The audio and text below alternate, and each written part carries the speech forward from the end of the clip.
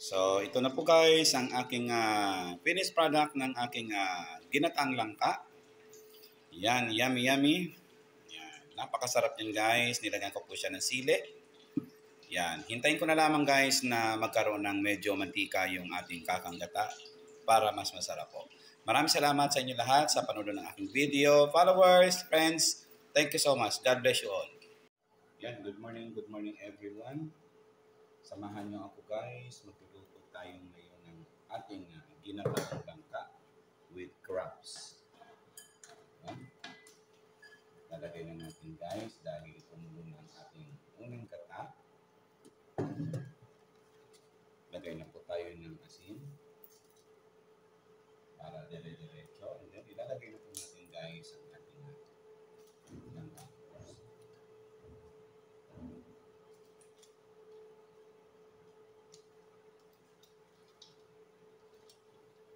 So, hintayin lang natin guys na kumulo ng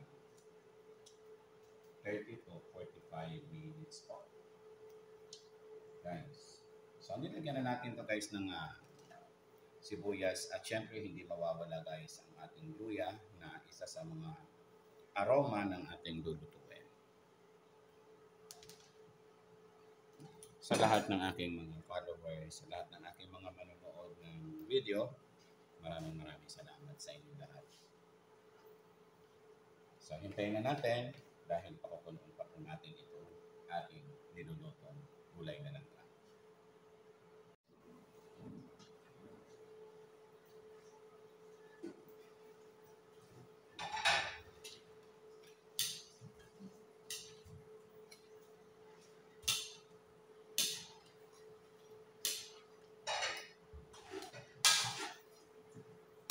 So, ayan guys, pinaliktad ko na siya. Kung gusto niyo magluto kayo ng ginataang langka para malambot siya guys, isa sa way ng pagpapalambot ay ang ating crabs.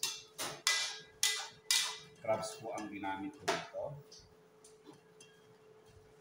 So, medyo matigas pa po ang ating langka kaya tatakpan po ulit natin siya for 20 minutes. Shout out sa inyong lahat. Hindi ako kita. Yan. Shout out sa inyong lahat. Ayan. Yan ang buhay. Ganun talaga. Nagluluto araw-araw para sa ating pagkain.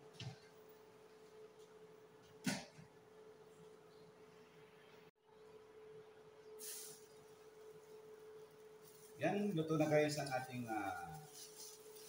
gulay na langka. Kaya maglalagay na po tayo ng ating 1 kilong kakanggata.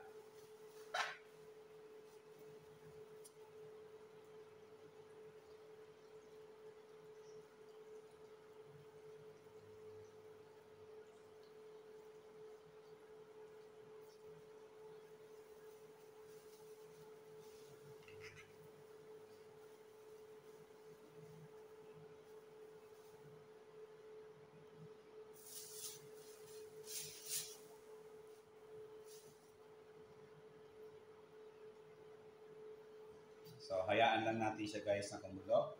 Huwag haluin ang haluin guys. Hintayin natin siyang matuyo yung kanyang sabaw. Additional lamang po guys sa gusto nyo nang maglagay tayo ng siling labuyo.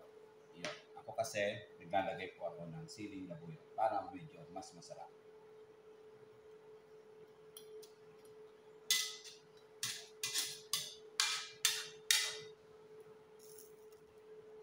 So, ito na po guys ang aking finished product ng aking ginataang langka. Yan, yummy yummy. Yan, napakasarap yan guys. Nilagyan ko po siya ng sili.